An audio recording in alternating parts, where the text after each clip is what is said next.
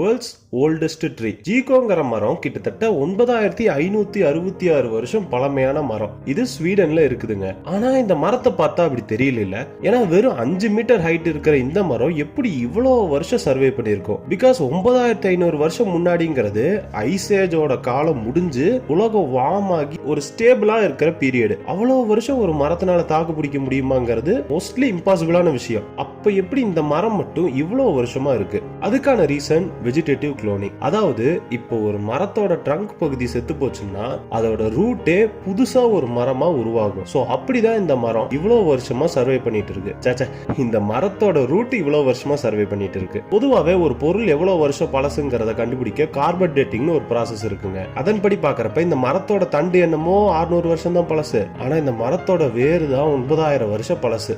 அதனாலதான் இந்த மரம் உலகத்திலே பழமையான மரமா கருதப்படுது.